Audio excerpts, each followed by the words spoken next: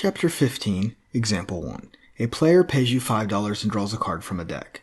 If he draws the ace of hearts, you pay him $100. For any other ace, you pay $10, and for any other heart, you pay $5. If he draws anything else, he loses. Should he be willing to play this game? What if the prize was worth $200? So our first question is, what is the random variable here? We need to define that before we can move on. And the random variable is just the money won from the game. Normally we would say something like let x equal the money won from the game. Just define that at the beginning. Next we want to know, what are the values of the random variable? This is the money won. Remember, we have to take $5 away from the prize though, because we pay. So it's $95, $5, $0, and -5. So let's create a probability model. We have to assume independence. The first game we play is independent of the second. There's no reason to think the first card we get has an impact on the second as long as you reshuffle. So we can win $95. That's if you get the ace of hearts. There's one of those out of 52. Getting any other ace would win $5. So there's 3 aces out of 52 cards in the deck. 3 out of 52. If we get any heart other than ace of hearts, we break even. So $0 would be the 12 hearts over 52. Finally, anything else loses. There are 36 cards that can lose for us out of the 52. So 36 out of 52. And so what does it mean to say that this is a model? To say this is a model means this is what we would predict to happen on average, but not actually what does occur. If we played enough games, these are the results we would tend to see.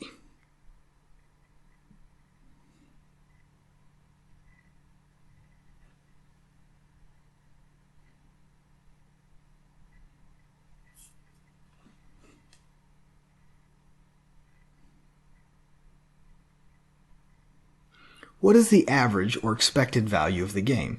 How much on average would we expect to earn? So we write this EX, expected value of X, equals $95 times the probability of winning $95 plus winning $5 times the probability of winning that much money, 3 out of 52, plus breaking even, 0, times its probability, 12 over 52. Finally, plus our last item, which is -5, so plus a -5 times its probability, 36 over 52. So that accounts for all of our random variables we had there. And this equals -1.35.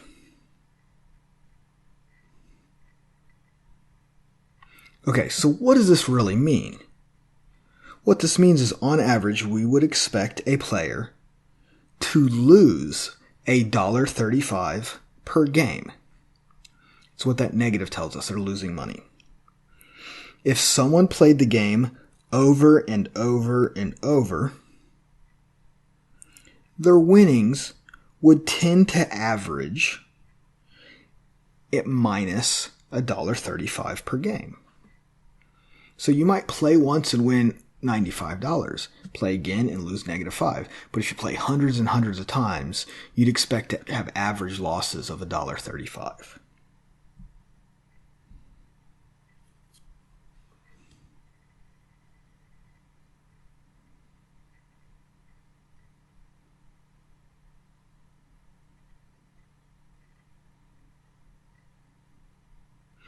Okay, so what if the game paid out $200? So all the other things pay the same, except getting an ace of hearts would pay out $200.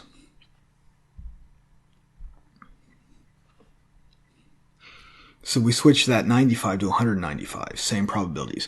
195 times 1 over 52, plus 5 times 3 over 52, plus 0 times 12 over 52, minus 5 times 36 over 52, which is how much we can lose. which comes out to be a positive 58 cents. So just upping the main winnings increases us so we would, on average, win money.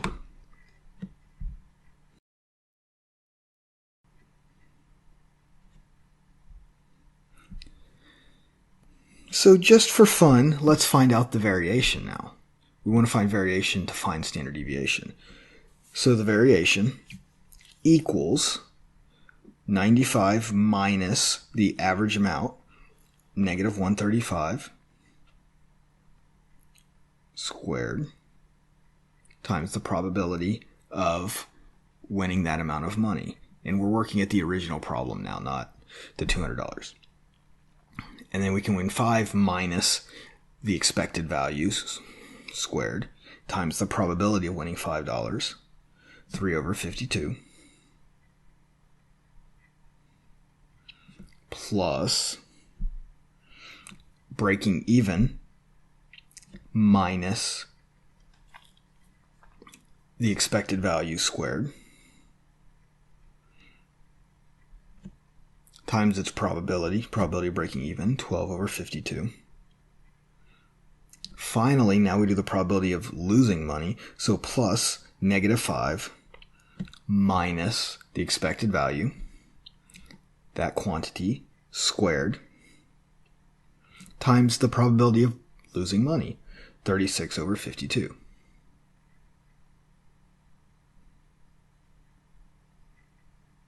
This will come out to equal 190.49558. Again, this is money. Our variance is $190.49558. Now the standard deviation of this is $13.80, and we find that by taking the square root of the variance. So square root of 190.49558, because you want to save as many decimal places as you can till the final answer when we round. And this will equal $13.80.